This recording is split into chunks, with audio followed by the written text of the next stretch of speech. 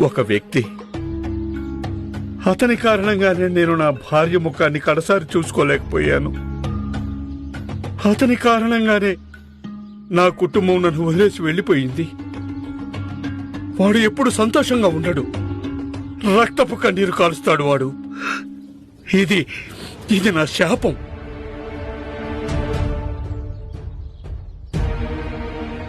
ఎవరండి ఆ వ్యక్తి? ఎవరి కారణంగా మీరు సమయానికి వెళ్ళలేకపోయారు?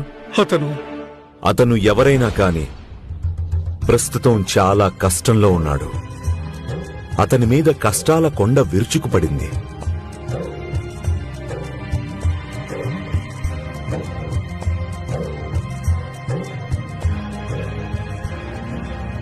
మీకు తెలుసా అతని గురించి పూర్తిగా తెలుసు నాకు. అలాగే నాకిది కూడా తెలుసు. నీ మనసులో ఏదైతే ఆగ్రహం ఉందో అది న్యాయమే. కాని ఒకరికి శాపం పెడితే నీ బాధ తీరదు, మేలు జరగదు. అతను చెడు చేశాడు, అందుకే ఈరోజు అతనికి చెడు జరుగుతుంది.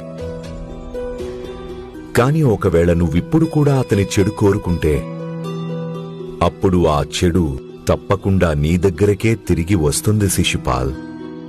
అందుకని నా మాట విని అతన్ని క్షమించేసే. ఏంటి సాయి మీరనేది? ఏ మనిషి కారణంగా నా సర్వస్వం కోల్పోయాను, అతన్ని క్షమించమని చెప్తున్నారా మీరు నాకు? క్షమాగుణంలో చాలా శక్తి ఉంటుంది శిశుపాల్. ఒక్కసారి క్షమించి చూడు.